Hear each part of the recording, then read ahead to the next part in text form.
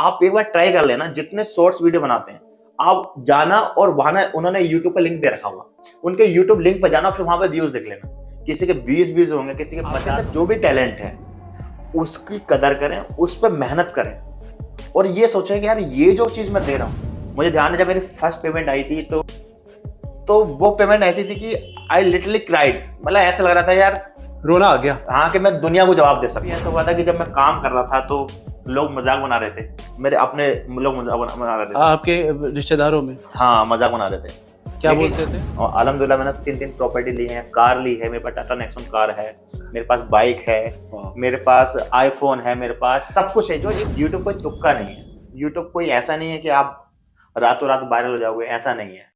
एक वक्त था जब ये सड़कों में फेरी लगाते थे, कपड़े बेचा करते थे, कई डिलीवरी जॉब्स भी की है, लेकिन आज इनकी जिंदगी इतनी पलट गई कि आज ये यूट्यूब से लाखों रुपए कमा रहे हैं। फाइनली दोस्तों ट्रेन आ गई है हाइट पे। तो कैसे हो दोस्तों, एक नया दिन, एक नया सफर। तो हमारा लास्ट दिन है शंघाई में, यानी चाइना में।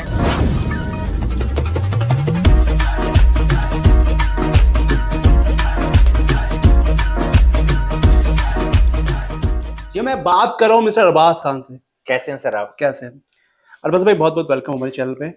आपका बहुत बहुत शुक्रिया कि आपने मुझे अपने न्यूज चैनल पर मौका दिया। बहुत बहुत शुक्रिया आपका। तो अरबाज भाई ये बताओ, वैसे आप YouTube में काफी सालों से काम कर रहे हैं जी, लेकिन YouTube के आने से पहले ना आप क्या काम करते थे? आपकी जिंदगी कैसी थी?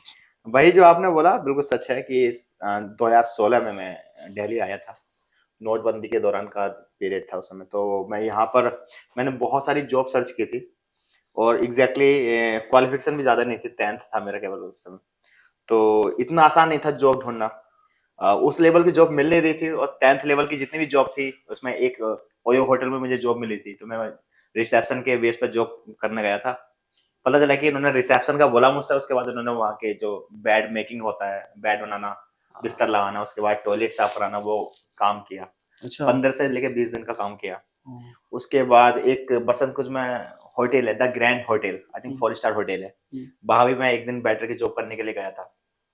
तो इस तरह के बहुत सारे मैंने काम किए और बट दिमाग में था कुछ अच्छा करना है, कुछ बड़ा करना है। उसके बाद यहाँ पर एक हेल्थ इंश्योरेंस होता है सिग्ना टीटी का, तो उसमें मैंने जॉब की, लगभग 1-1.5 महीने जॉब की। वहां भी मेरी 8,000 रुपये सैलरी थी उस समय, जुलेना में। फिर उसके बाद फिर क्या ख्याल आया कि अब मुझे भाई कंटिन्यू काम करना है यूट्यूब पे? एग्जैक्टली जब मैं टी शर्ट स्लोवर का काम कर रहा था तो मेरा जो कॉन्फिडेंस जो बढ़ा, जामिया के कुछ स्टूडेंट आए हुए थे, मेरा काम वहां सच बोल के काम करता था। एग्जैक्टली काम यह था कि जैसे लोग झूठ बोल रहे थे सेल्स के काम में, बट मेरा यह था कि नहीं यार, झूठ नहीं बोलना मुझे। तो सपोज जैसे मेरा लोवर 220 रुपए का आ रहा है तो मैं उनसे 280 मांगा करता था, 270 मांगा करता था। बोला यार ये क्या लॉजिक है 270 का, या तो आप 250 मांगो या 300 मांगो। मतलब भाई मैं 50 के लिए काम कर रहा हूँ, दिल्ली में इंसान 50 के लिए तो काम करेगा। और तो वो लोग काफी इंप्रेस हुए। तो फिर जब बात करते गए तो उन्हें लगा यार अरबाज तुम रेस के बहुत आगे हो, घोड़े हो, और एग्जैक्टली मतलब लगता है कि आप बहुत आगे तक जाओगे। तो मतलब कैसे पॉसिबल है यार, मेरे पास पैसे नहीं है पढ़ने के लिए। तो बोले आप यूट्यूब है ना यार, आजकल यूट्यूब चल रहा है, यूट्यूब पे आप काम करो, आप अपनी वॉइस रख सकते हो, वहां को आपको अपनी सोच वाले लोग मिलेंगे। तो जब से मैं यूट्यूब पर कंटिन्यू हो गया था, हर तीसरे चौथे दिन में वीडियो डालने लगा था। लोगों के पास जाता था कि यार मेरे चैनल को सब्सक्राइब कर लो, लोग करते भी थे। उस केस में मैंने ये भी देखा लोग सामने से सब्सक्राइब कर रहे हैं और जैसे ही हटा तो अनसब्सक्राइब कर दिया। अच्छा, ये भी ऐसा भी करते थे? जी, ऐसा भी। तो कौन सा चैनल बनाया था उस समय? मैंने बनाया था मोहम्मद अरबाज ऑफिशियल। तो उसमें क्या आप कंटेंट अपलोड करते थे? मैं उसमें मिक्स था, मतलब पॉलिटिकल अपनी मैं ओपिनियन देता था, मोटिवेशन भी देता था और अपना सेल्स का जो एक्सपीरियंस था वो भी देता था। मैंने एक वीडियो बनाई थी, मुझे ध्यान है, जो हमने सबसे पहली जो वीडियो थी मेरी, जो लगभग 3 मिनट की, तो उसमें हमने ये दिखाया था कि सेल्स में आप झूठ ना बोलो, कि सेल्स में आप झूठ बोलने की जरूरत नहीं है। जैसे आप अमूमन दुकान पर जाओगे तो दुकानदार कहता है कसम से मुझे 10 रुपए मिल रहे हैं, 20 रुपए मिल रहे हैं, जहां लॉजिकली वो दुकान जो कस्टमर है वो भी कनेक्ट नहीं होगा, 10-20 के लिए कोई काम नहीं करता और उसमें आपको कसम खानी पड़ रही है। तो मेरा यह था कि यार अपना काम कर रहे हो तो अपने काम में आप अपने काम को झूठ क्यों बोल रहे हो, मतलब उसमें झूठ क्यों बोल रहे हो। तो वो काफी लोगों को पसंद आई। उस पीरियड में वो वीडियो मेरी 3,000 पहुंच गई थी। यार एक बात बताओ, जैसे कि अरबाज व्लॉग में आए तो हाँ। तुम जब घूमते हो तो फुल टाइम होता था। हाँ। उसके बाद तुम कोई काम नहीं कर रहे थे। हाँ। फुल टाइम यूट्यूब कर रहे थे। हाँ। तो जब व्लॉगर शुरू किया तो उसमें ऐसा तो नहीं कि आप उसमें कमाने लगे थे, इनकम आने लगी थी, या कैसे सस्टेन किया, मतलब किस तरह से? ये बहुत अच्छी बात करी है आपने, क्योंकि वहां पर पैसे की बड़ी जी, दिक्कत हो जाती है exactly. ना, घूमने फिरने में पैसा लगता है, जरा दिल्ली में चले जाओ। सही बात है। और it's travelling is all about money. Travelling सारा पैसा का खेल है। और देखो, हम अल्टीमेटली ब्लॉग में देखते क्या है, हम ब्लॉग में या तो ये देख रहे होंगे कि कोई बंदा ट्रैवल कर रहा होगा, वो पैसा खर्च कर रहा होगा, या वो शॉपिंग कर रहा होगा तो पैसा खर्च कर रहा होगा, या सेलिब्रेशन कर रहा होगा तो पैसा खर्च कर रहा होगा। तो ये मेरे लिए इतना आसान तो था नहीं। और लोग मुझे क्यों देखेंगे, मेरी कोई लग्जरी लाइफ तो है नहीं, लोग मुझे क्यों देखेंगे? तो मैंने एक बीच का रास्ता निकाला। मैंने बीच का रास्ता से निकाला कि ऐसी क्या चीज है जो मैं कम पैसों से कर सकता हूँ। तो मुझे लगा यार, ये हिस्टोरिकल पैलेस जो है, जो प्लेस है, वो कम पैसों में हो सकते हैं। जैसे लाइक ताजमहल है, या मान लिया लाल किला है। दिल्ली के लाल किला 30-35 का टिकट मिल गया आपको। हाँ। और आप यहाँ से वहां तक चले गए, आप रिक्शे से चले गए, तो पता लगा 100 रुपए में कंटेंट तैयार हो गया। तो मतलब शुरुआत दिल्ली से ही कर दिया हाँ, आपने? दिल्ली के historical। अगर मेरे आप चैनल पर जाओगे तो 50 से 60 लोग मिलेंगे जो ज्यादातर फ्री वाले हैं। जैसे मालचा महल फ्री है, आदिलाबाद है फ्री है, जामा मस्जिद है फ्री है। यार एक बात बताओ, जैसे तुमने दिल्ली की हिस्टोरिकल प्लेस दिखाई, हाँ ये तो ऑलरेडी इंटरनेट पे बहुत पड़ी हुई है जी। क्यों फिर भी लोगों ने कैसे पसंद कर लिया? मतलब बहुत वीडियोस पड़ी है, लाल किले की बहुत पड़ी है, जब दिल्ली की बहुत जगह वीडियोस पड़ी है। साहिल भाई, मैं कहना चाहता हूँ यार, हाँ। आप बहुत अच्छे सवाल कर रहे हो और मतलब मजा आ रहा है। क्यों? लोगों को सीखने मिलेगा। फैक्ट बात है, मुझसे पहले बहुत सारी वीडियो पड़ी हुई थी, ये बहुत बड़ा चैलेंज था। हाँ। मैं इसका एग्जांपल देता हूँ। जब हमने ये डिसाइड किया कि यार हम वहां जाएंगे, फतेहपुर सीकरी जाएंगे, तो मैंने सोचा यार लोग मेरी वीडियो क्यों देखेंगे, उससे पहले तो पड़ी हुई है। तो यहाँ पर होती है आपकी स्टडी। लोग जो देखने आते हैं ना, वो आपको देखने आते हैं कि यार उससे पहले तो और वीडियो पड़ रही है, लेकिन इस बंदे ने क्या स्टोरी को कैसे दिखाया, क्या प्रेजेंट किया है। लोग आपकी क्रिएटिव चीज को देखने के लिए आते हैं कि आपके अंदर कितना क्रिएटिव चीज है, कि आपको कैसे क्रिएट कर सकते हो। मतलब जैसे आप एग्जांपल, हाँ। जब मैं ताजमहल गया तो मैंने सबका ब्लॉग बनाया, तो मैंने दिखाया कि ये वो जगह है जहां पर बताया जाता है कि कारीगर के हाथ कट गए थे, जबकि कारीगर के हाथ कटे नहीं थे। हमारे दिमाग में पहले था कि हाथ कटे हुए।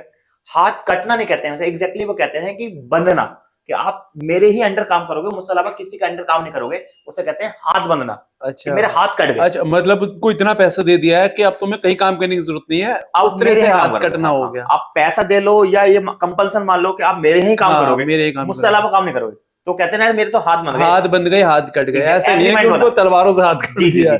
तो उसके बाद फिर आपकी जर्नी थोड़ी आगे बढ़ी, फिर आप आए इंटरनेशनल व्लॉगिंग में।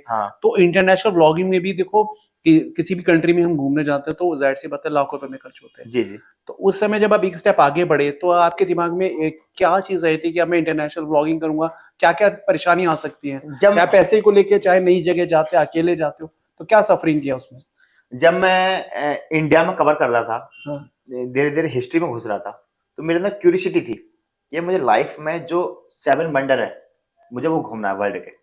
अच्छा, ये घूमना। तो उसमें सबसे पहला जो नाम आ रहा था वो आ रहा था इजिप्ट के पिरामिड का आ रहा था, फिरौन का आ रहा था।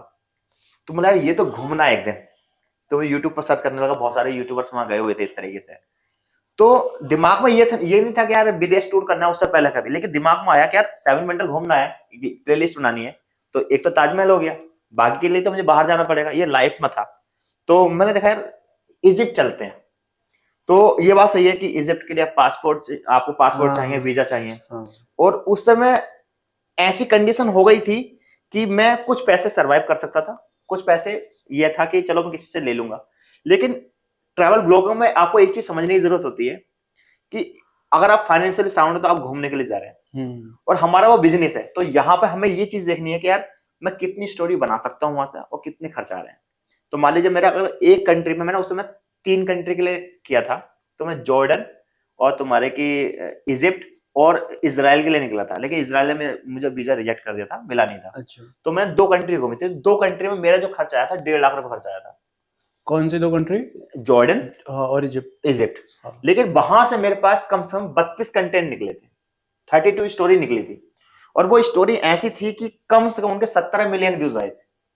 अच्छा। हाँ, तो मतलब मेरा जो घूमने फिरने का, जो जाने का खर्चा था, वो पूरा कवर हो गया। 1.5 लाख खर्च था, 1.5 लाख रुपए लगे थे, और 4.5-5 लाख रुपए 4.5 लाख रुपए आए थे उस टूर से। सही से। अच्छा ये बताओ, सबसे महंगा टूर, मतलब ट्रिप, इंटरनेशनल ट्रिप कौन सा कंट्री का रहा? मेरा अभी तक सबसे महंगा मैं अगर रखूंगा तो मैं चाइना का रखूंगा। एक्चुअली 27 दिन में वहां रहा, लगभग 2.25 लाख रुपए मेरे खर्च हुए वहां पर।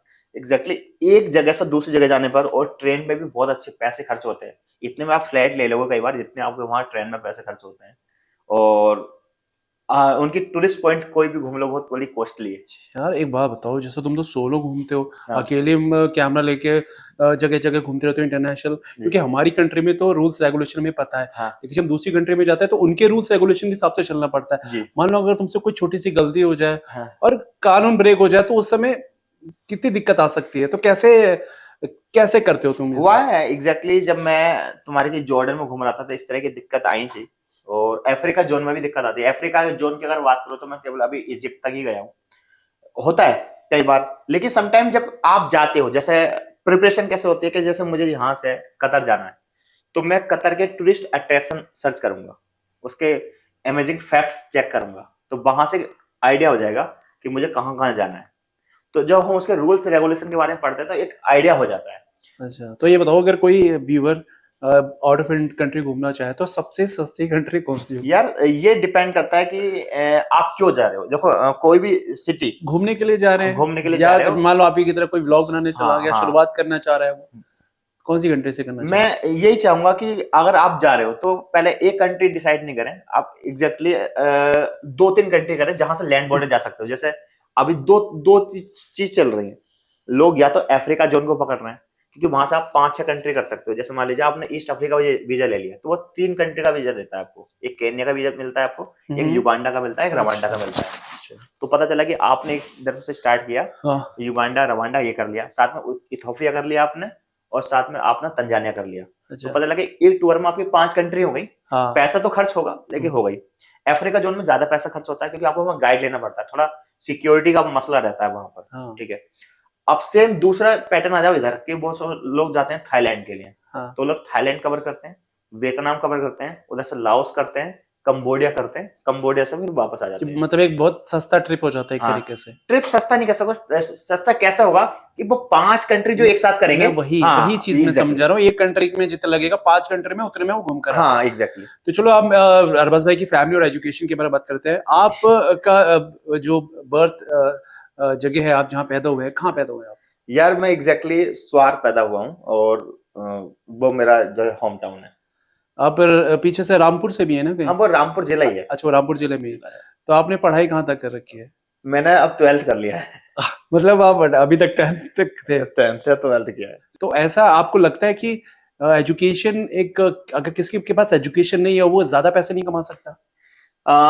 2 चीजें हैं इसमें। ये बात सही है आपकी कि एजुकेशन का मतलब ये नहीं है आप पैसा ज्यादा कमा सकते हो, लेकिन एजुकेशन से आपकी जिंदगी बहुत बेहतर हो सकती है। मुझे आज भी फील होता है कि अगर मेरी इंग्लिश बहुत अच्छी हुई होती तो मेरी लाइफ पर बहुत फर्क पड़ता, क्योंकि मैं ट्रैवल करता हूँ, आउट ऑफ इंडिया करता हूँ। तो या मान लीजिए मुझे कोई आर्टिकल पढ़ना होता है तो उसको ट्रांसलेट करना होता है मुझे। कई बार आप वो ट्रांसलेट करते हो तो वो फैक्ट्स उसी तरह से नहीं आता जिस तरीके से वो इंग्लिश में हो सकता है। तो मुझे ऐसा लगता है कि अगर काश में उस समय पढ़ लिया होता ज्यादा, तो या एक लैंग्वेज पे मैंने अच्छी पकड़ कर ली होती तो नो डाउट मुझे उसका बेनिफिट मिलता। तो आप शॉर्ट क्रिएटर को क्रिएटर क्यों नहीं मानते? मैं थोड़ा सा क्लियर कर दूं उसको। हाँ। एग्जैक्टली क्रिएटर मानना किसे कहते हैं? हाँ। देखिए शॉर्ट, मेरा कोई ऐसा नहीं कि मैं उनकी रेस्पेक्ट नहीं कर रहा हूँ, मेरे मन में उनके लिए बहुत रेस्पेक्ट है। लेकिन जो शॉर्ट क्रिएटर हैं वो एग्जैक्टली कहीं ना कहीं किस तरीके से डिस्ट्रॉय कर रहे हैं उनको, और उसमें संख्या कम है। जो सक्सेस पाली ना उनकी संख्या कम है। देखिए एक तो जहां पर ज्यादा क्राउड होगा ना वहां पर कॉम्पिटिशन भी ज्यादा होगा, ये तो आप मानते हैं किसी भी फील्ड में। वहां की व्यूअरशिप बहुत ज्यादा है। तो मान लीजिए अगर 1 लाख क्रिएटर है तो उसमें से मुश्किल से उसका 1% भी नहीं है रेशियो सक्सेस होने का। जैसे इंडिया में इस समय 8 करोड़ क्रिएटर है, उसमें से जो मोनेटाइज है केवल 1.5 लाख मोनेटाइज है। यानी अगर रेशियो निकलोगे तो 537 लोग बैठे हुए हैं, तो 538वां मेरा जो नंबर है, मैं पैसे कमा रहा हूँ। मतलब 538 लोग कमा रहे हैं, 538 में से एक इंसान पैसा कमा रहा है। एक इंसान पैसे कमा रहा है। ये नंबर कितना खराब नंबर है। बहुत ठीक है। अब सोर्स के अंदर प्रॉब्लम क्या है कि जैसे आप सोर्स या तो यूट्यूब, आप इंस्टाग्राम पर आओगे और सोर्स पे आओगे, तो यहाँ आप इंस्टाग्राम पर काम कर रहे हो, यहाँ मोनेटाइज तो है नहीं, पैसा तो मिल नहीं रहा। अब ये फंक्शन आएगा, धीरे धीरे शुरू हो गया है, लेकिन चुनिंदा लोगों का शुरू हो गया है। ठीक है, मेरी नजर में मुझे एक ऐसा बंदा नहीं मिला जो इंस्टाग्राम से स्पॉन्सरशिप हटा करके इंस्टाग्राम उसको पैसा दे रहा हो। मेरे महीने में 18 से लेकर 20 मिलियन व्यूज आते हैं इंस्टाग्राम पे। इंस्टाग्राम आपको 1 रुपया नहीं देता। मैं कर रहा हूँ और यहाँ फेमस हो गए, मान लीजिए 5 लाख लोग आपको फॉलो करते हैं इंस्टाग्राम पे, आप यहाँ फेमस हो गए और आपको वो स्पॉन्सरशिप भी नहीं मिल रही, वो तो गिने चुने लोगों को मिल रही है। अब अपने माइंड से आप हीरो बन चुके हैं, अब आप 15-20 हजार की जॉब भी नहीं कर सकते क्योंकि आप 5 लाख के फेम मिल चुका फेम मिल चुका और है। एग्जैक्टली आप इधर पैसा भी नहीं कमा रहे हो। फेम मिलना बुरी बात नहीं है, लेकिन फेम मिलना जब अच्छी बात है जब आप साथ पैसा भी कमा रहे हो। हाँ। तो अब यही आप यूट्यूब पर काम कर रहे होते तो यूट्यूब आपको पहले दिन से पैसा दे रहा होता। हाँ। मतलब अगर 10,000 व्यूज भी आ रहे हैं तो चाहे वो $1 देगा या $2 देगा, वो आपको पैसा देगा। तो मैं ये कहना चाहता हूं कि अगर शॉर्ट्स पर काम कर रहे हैं तो आप अपनी लॉन्ग ऑडियंस भी बनाएं, ठीक है। और बहुत सारे लोग इसको ये कहेंगे यार शॉर्ट्स वाले बहुत कामयाब हो गए हैं, लेकिन उनका नंबर बहुत कम है। क्योंकि शॉर्ट से ये होता है ना कि नरबस भाई कि सब्सक्राइबर जल्दी मिल जाते हैं, व्यूज जल्दी आ जाते हैं, उससे क्या होता है ना, उसके बाद फिर लॉन्ग में लोग शिफ्ट हो जाते हैं, लेकिन उसका नंबर बहुत कम है। आप मैं जितने मेरे सब्सक्राइबर हैं, ये जितने लोग देख रहे हैं इस वीडियो को, आप एक बार ट्राई कर लेना, जितने शॉर्ट्स वीडियो बनाते हैं आप जाना और वहां उन्होंने यूट्यूब का लिंक दे रखा होगा, उनके यूट्यूब लिंक पर जाना, फिर वहां पे व्यूज देख लेना। किसी के 20 व्यूज होंगे, किसी के 50 होंगे, किसी के 100 होंगे, ये कंडीशन है उनकी। और होते हैं जो कन्वर्ट कर लेते हैं, उनकी संख्या बहुत कम है। वो संख्या 10 लाख में कोई 20 लोग, 25 लोग, 30 लोग हैं, इतने बड़े नंबर में। अच्छा। हाँ, उनकी संख्या बहुत कम है। तो ये बताओ यूट्यूब में आपका कोई अच्छा दोस्त जिसको बहुत अच्छा करीबी दोस्त मानते हैं? यूट्यूब ने बहुत अच्छे लोगों से मिलाया है। हाँ। दोस्त में हमारे मित्र हैं, एक हुक्मदेव मित्र हैं। हुक्मदेव मतलब यूट्यूबर है वो भी? हाँ, मध्य प्रदेश से है। और बहुत सारे लोगों से मिलाया जो अच्छे अच्छे लोग हैं। उसमें एक मुशाहिद खान है जो अच्छा काम कर रहे हैं। मुशाहिद भाई, हाँ, मैं तो उन्हें एक बड़े भाई की तरह लेता हूँ। और बहुत सारे लोग हैं जो जिन लोगों से यूट्यूब ने मुझे मिलाया है। एक पहले जो आपकी अर्निंग थी और अब जो अर्निंग है उसमें कितना फर्क पड़ता है, और फैमिली कितना खुश है आपको? क्योंकि रिश्तेदार, कई बार के हर किसी के रिश्तेदार अच्छे नहीं होते, कुछ लोग जलन नजर रखते हैं। जब इंसान कामयाब हो जाता है तो आपके रिश्तेदार, फैमिली कितना आपको समझ रही है, सपोर्ट कर रही है? देखो, मैं ये कहना चाहूंगा इसमें कि यूथ को ये समझना चाहिए कि एग्जैक्टली आपके माँ बाप भी आपको सक्सेस देखना चाहते हैं, सक्सेसफुल देखना चाहते हैं। आपके माँ बाप आपसे यही चाहते हैं कि आप एक कंफर्ट जोन में चले जाओ। हाँ। कई बार उन्हें लगता है कि यार ये यूट्यूब जो है शायद ये आपको रोटी नहीं देगा। या मान लीजिए आज से 10 साल पहले अगर आप बात करो तो सिंगिंग या क्रिकेट को लोग ये सोचते थे कि ये रोटी थोड़ी दे देगा। तो अगर आप यूट्यूब से अगर आप 20,000 रुपए भी दे रहे हैं ना, तो आपके माँ बाप आपसे कन्विंस हो जाएंगे। उन्हें लगेगा कि यार ये बच्चा कुछ कर सकता है। सेम मेरे केस में भी ऐसा हुआ था कि जब मैं काम कर रहा था तो लोग मजाक बना रहे थे, मेरे अपने लोग मजाक बना रहे थे। आपके रिश्तेदारों में? हाँ, मजाक बना रहे थे। क्या बोलते थे? कि ये कुछ नहीं होगा, कुछ नहीं होगा। तो मैंने इसका एक बीच का रास्ता ये निकाला कि मैंने लोगों को बताना ही बंद कर दिया। मैंने ये कह दिया कि मैं यूट्यूब बंद कर चुका हूँ, मैं यूट्यूब पर काम ही नहीं करता हूँ। तब यूट्यूब के बारे में उनको बिल्कुल बताना बंद कर दिया कि आप काम कर रहे हो, नहीं कर रहे हो। इतनी रीच मेरी थी भी नहीं। हाँ। तो देखेंगे भी नहीं। लेकिन मैंने ये महसूस किया कि आप काम करते रहो, करते रहो, करते रहो। मुझे ध्यान है जब मेरी फर्स्ट पेमेंट आई थी तो $120 की पेमेंट आई थी, और उस समय वो वहां था, तुम्हारे बैंगलोर में था, और $70 का डॉलर हुआ करता था। 8400 रुपए मेरी पेमेंट आई थी पहले महीने। तो वो पेमेंट ऐसी थी कि आई लिटरली क्राइड। मतलब ऐसा लग रहा था यार, रोना आ गया। हाँ, कि मैं दुनिया को जवाब दे सकता हूँ आज। बहुत बड़ी, एक्चुअली बहुत बड़ी बात होती है। किसी भी यूट्यूबर की फर्स्ट पेमेंट ना, उसके लिए बहुत बड़ा अचीवमेंट होता है। आप ये कह रहा हूँ कि मैंने 2 रकात शुक्राने के पढ़े और मैं ढूंढ रहा था, मैं लोगों से कह रहा था कि देखो आज मेरी पेमेंट आई है, आज मेरी पेमेंट आई है। और वो लोग मुझसे कनेक्ट नहीं थे क्योंकि मैं दूर था, फैमिली से दूर था। और उस पीरियड तक मैं अपने बहुत सारे रिलेटिव के नंबर खो चुका था क्योंकि मैं उनसे डिस्कनेक्ट हो गया था। उनसे कोई मतलब बातचीत मैंने नहीं थी। दूरी बना ली थी। मतलब जब यूट्यूब पे स्टार्ट किया, जो से वो क्रिटिसाइज करते थे, उसके बाद दूरियां बना खत्म कर लिया था मैंने, खत्म कर लिया। अच्छा, अब जाते जाते उन यूट्यूबर्स को क्या कहेंगे जो यूट्यूब पे आना चाह रहे हैं, जो आपकी तरह व्लॉगर बनना चाहते हैं, तो उनके लिए क्या टिप्स एंड ट्रिक्स रहेगा? मैं यही कहना चाहता हूँ कि यूट्यूब पर आए, आपका मोस्ट वेलकम है और आपको आना चाहिए। लेकिन आपको ये चीज समझना पड़ेगा कि इसके पीछे एक साइंस है। यूट्यूब कोई तुक्का नहीं है। यूट्यूब कोई ऐसा नहीं है कि आप रातों रात वायरल हो जाओगे, ऐसा नहीं है। और जो भी आपको एग्जांपल लगते हो जो रातों रात वायरल हुए, आप उनकी बिहाइंड द स्टोरी देखेंगे या फिर उनकी लास्ट स्टोरी देखेंगे। जैसे मान लीजिए काचा बादाम आए थे, अब नहीं है मार्केट में। रेनू मंडल आई थी, नहीं है। ओमपो चाचा आए थे, वो नहीं है। ये मीम्स की तरह वायरल होते हैं, लोग इन्हें यूज करते हैं, यूट्यूबर ही यूज करते हैं, पैसा कमाते हैं और उसके बाद करते हैं।